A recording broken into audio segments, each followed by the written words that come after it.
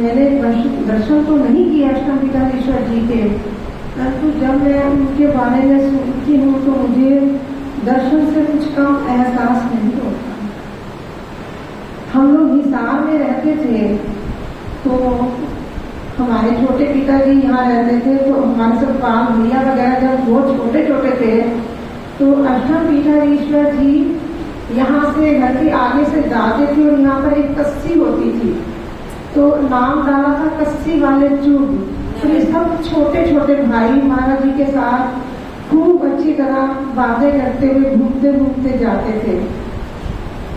जब हम यहाँ रोहतक में अभी आए नहीं थे तो प्लॉट ले रखा था,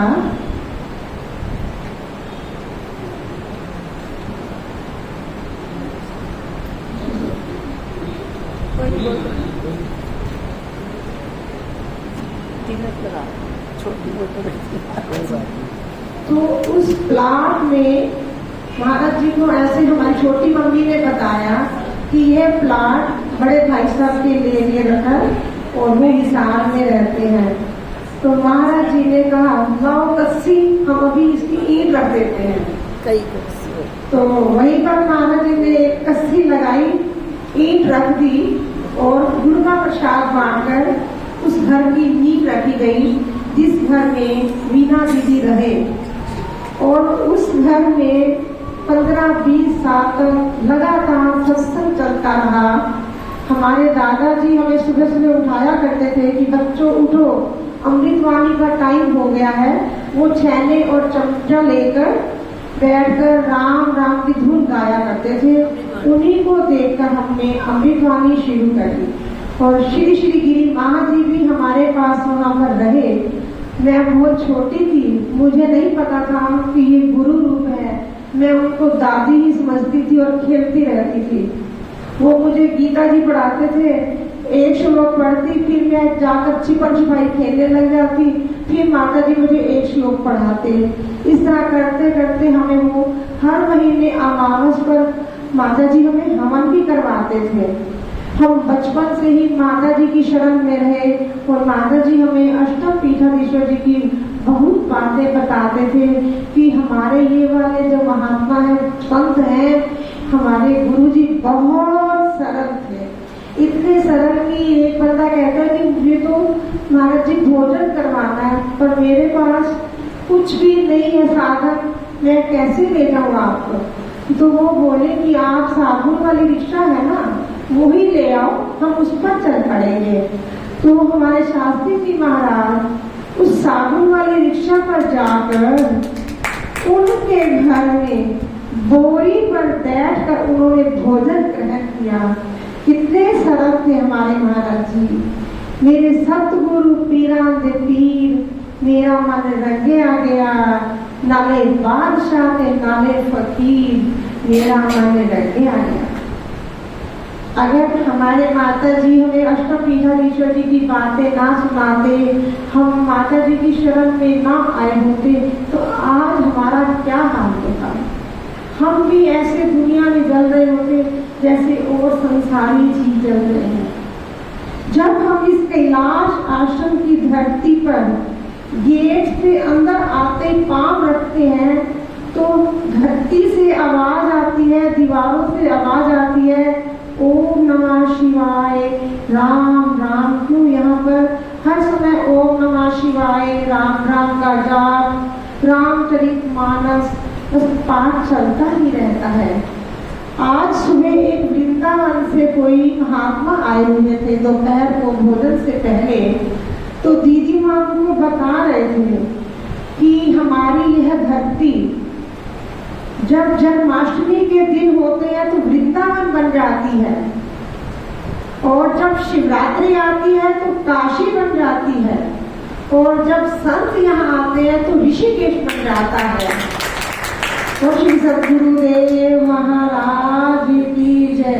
तो आज हम उसी ऋषिकेश में बैठे हुए सभी संतों के दर्शन कर रहे हैं। ये सब हमारे श्री श्री गिरी माँ जी की ही कृपा है।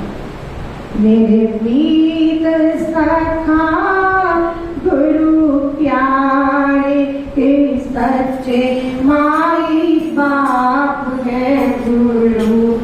मेरे मीत सखा गुरु प्यारे के सच्चे माई बाप ने गुरु जी सच्चे माई बाप ने गुरु ती सच्चे माई बाप ने गुरु गुरु है ब्रह्मा गुरु है विष्णु गुरु है ब्रह्मा गुरु है विष्णु गुरु महिमा अपरम पार की सच्चे माई बाप है गुरु गुरु महिमा अपरम पार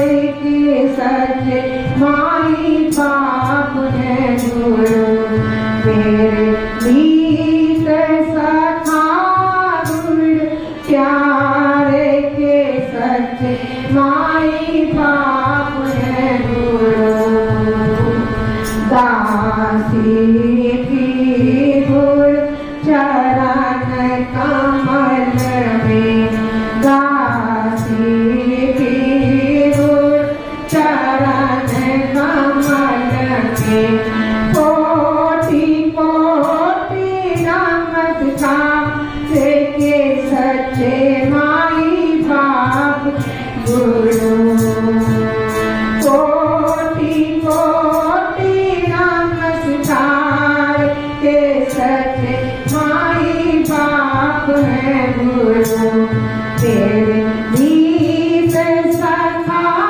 गुरु प्यारे के सच्चे माई बाप है गुरु तेरे मीत सखा गुरु प्यारे के सच्चे माई बाप है गुरु। तो हमारी जन्म देने वाली माँ ने हमें पैदा करके हमारा पालन पोषण करके और हमें अच्छे संस्कार देके गिरी माँ जी को समर्पित किया। हम अपने माँ बाप का भी बार बार धन्यवाद करते हैं और श्री श्री गिरी माँ जी के चरणों में बहुत बहुत धन्यवाद। माता जी ने अपने माता जी के विषय में अनुभव सुनाए। इनके पश्चात श्रीमती पुष्पा शर्मा जी से निवेदन है वे भी 5 मिनट में अपने भाव पुष्पांजलि समर्पित करें।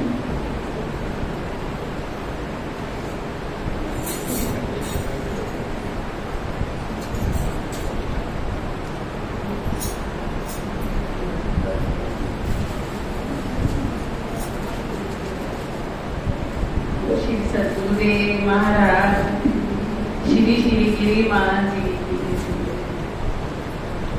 जब गिरी माँ कुछ बोलने को कहते हैं तो लगता है क्या बोले। ये हुआ कि सूरज के आगे दीपक जलाना। मन में बहुत तरंगे उड़ती हैं। तो आज जिस पावन महोत्सव को हम मना रहे हैं वो श्री गिरी माँ जी का आज देवरान दिवस और जिनके विषय में मैं सुन रही थी शास्त्री जी महाराज के कि हमने दर्शन नहीं किए पर माता जी की जब वाणी से सुनते थे तो लगता है कि महाराज जी के साथ हमने बात कर रखी है। एक बार मैं माता जी से बता रही थी, माता जी मैं जैसे ही महाराज जी के पास गई तो महाराज जी ने ऐसी भाषा से मौला डाली तो माता जी अपनी भाषा में कहने लगे शायद हो सकता है तेरे से कुछ बात हुई है। तो महापुरुषों के बारे में हमारी वाणी में ऐसी समर्थ नहीं कि हम कुछ उनके बारे में बोल सके। और पहले सबसे मैं इन महान विभूतियों के चरणों में कोटि बंदन करती हुई जिन्होंने इतना शीतल किनारा छोड़कर यहाँ तपते हुए इस तरफ की मतलब जो भी तपत है इधर उन्होंने अपने चरण रखे तो शीतलता तो यहाँ भी हो गई। आज हम उस त्रिवेणी संगम में ही ऐसे लगता है गोता लगा रहे हैं। तो अपने भाग्य की सराहना कहाँ तक करें कि उनके जो पढ़ाए हुए ग्रंथ हैं हमें, तो हमारी हर मुश्किल को उन्होंने हल किया। लगता है शायद माता जी ना मिलते तो हमारे साथ क्या होता, ये हम ही समझ सकते। ऐसे दलदल में फंसे हुए माता जी ने हमारे को ऐसे किनारे कर दिया। अब तो सिर्फ अपनी ही कमी के कारण हम पीछे रहे, तो उनका तो कोई उद्धार करने का कुछ ऐसा उन्होंने कोई कमी नहीं छोड़ी। और आगे दीदी माँ जी के बारे में मैं क्या कहूँ, जब वो हमें पढ़ाने लगते 1 घंटे की क्लास में, तो जब वो पढ़ाते हैं शांकर भाष्य, पहले हमें ऐसे लगता था क्या मुसीबत सी ले ली हमने, 1 घंटा लगे। अब लगता है कई घंटे लग जाएं, इसी में ही लगे रहें। ऐसा उनका पढ़ाना और हमारी समाधि लग जाती है। लगता है क्षण के लिए लगती है, तो ये निरंतर यदि लगी रही तो हमारा भी जीवन सफल हो सकता है। और हमें शास्त्री जी महाराज जी के जैसे, मैं यहाँ पहले शुरू से आया करती थी, तो अपनी घर की स्थिति से कुछ ऐसे होने के कारण हर समय रोना धोना ऐसा लगता था। एक बार गिरी माँ जी वेदांत बताकर पढ़ा रहे थे। पढ़ते पढ़ते जब ये श्लोक आया, तो माता जी ने कहा तू करती क्या है और पढ़ती क्या है। वो श्लोक माता जी ने मेरे ऊपर लागू किया। कस्मादिरोषित मंतस तमसि समनिदं नगन्यत् किंचित् तविजानन्दैक सीमा तव लवमव्ययान् नन्दितं भूतजातम् पश्यं त्वं वैभवं त्वं चिद्विमलतनु सर्वभूतेषु रोषि रोहिष्यध्यामि तस्मात् विभुर्भवतीति किं तवानात्मस्ति। इसके भाव समझाने की मेरे को हो रही कि इसका बोध सबको हो रहा है कि किस कारण से दूर होता है और सब कुछ प्राप्त किए हुए। तो ये तो बहुत बड़ी अजब की बात है, सब कुछ प्राप्त किए हुए फिर क्यों रोता है जी।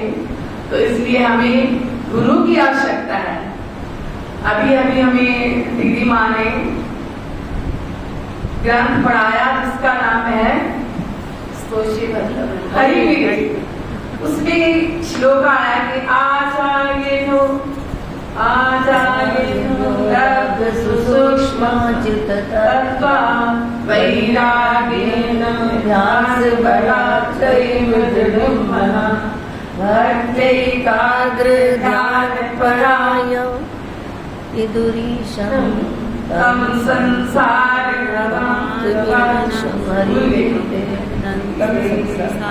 आचार्येभ्यो लब्ध सुसूक्ष्म वैराग्येण व्यासबलाचैर्निम्ना भक्त्यैकाग्र ध्यानपरायं विदुरीशं तं संसार भान्तिविनाशं हरिवीर। देखो जिन आचार्यों गुरु द्वारा हमें इतना अत्यंत सूक्ष्म तत्व है जिसको प्राप्त करते, कैसे प्राप्त करते हैं, वैराग्य भला अभ्यास बला चैव दृढ़ता। कहते वैराग्य अभ्यास की दृढ़ता से युक्त होकर और भक्ति त्याग ध्यान परा और नित्यवती भक्ति के से एकाग्र ध्यान परा हुआ और जिस परमात्मा को जिन्होंने प्राप्त किया है वो ऐसा सूक्ष्म तत्व है। उस हरि की मैं स्तुति करता हूँ। ये जब पढ़ते हैं तो मन में इतना शांत वातावरण हो जाता है कि हमें बताया जा रहा है कि तू तो वो स्वरूप है जिसका कभी तीनों काल में बात नहीं हो सकता। और जब हम भूल जाते हैं तो दुख का कारण हो जाता है। तो लाइनों से भजन कि छू लेंदे